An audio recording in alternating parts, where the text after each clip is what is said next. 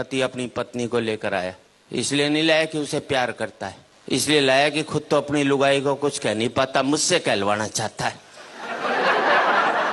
भाई मर्द के बच्चों तो खुद बोलो अपनी लुगाई को, वहां सबकी टैं बोल जाएगी। कई बार तो मुझे ऐसे लगता है जैसे इस देश के पतियों ने मुझे सुपारी दी हुई हो कि हम तो कुछ नहीं कहेंगे, तू कह दियो हमारी तरफ से। या देखा जाए तो इस देश के पतियों का मैं अम्बेडकर हूँ। ये बेचारा शोषित समाज जो आज तक ऊपर नहीं उठ सका, इसको मेरे जैसे ही संतों की आवश्यकता है। इस देश के पतियों को एक संत मिला है, इसके लिए उसका स्वागत कर सकते हैं। बोलो पत्नी नहीं देखे बस इस हिसाब से ताली बजाओ। और वैसे भी देखा जाए तो आजकल मार्केट में बहुत संत घूम रहे हैं, और दूसरे शब्द में कहूं तो मार्केट वाले संत घूम रहे हैं।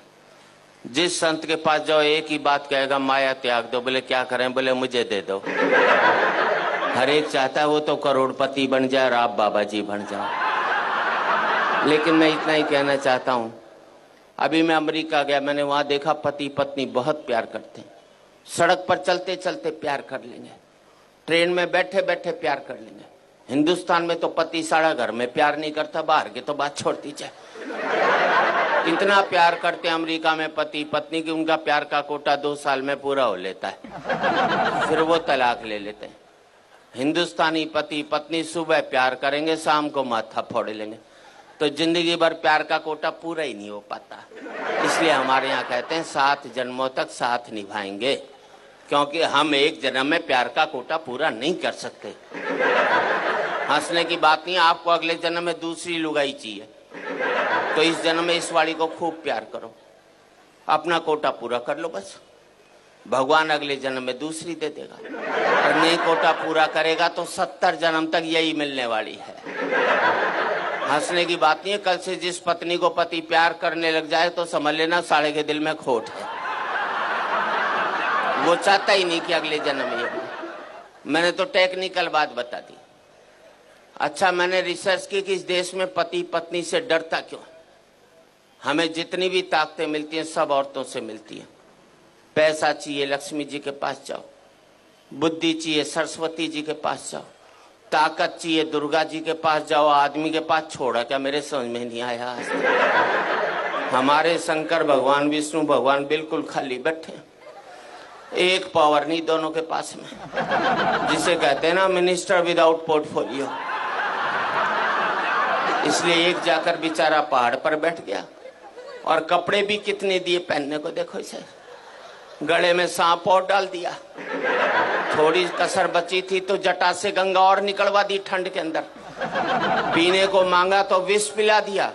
ऐसे में आदमी तांडव नहीं करेगा तो क्या बांसुरी बजाएगा भाई? सीधी सी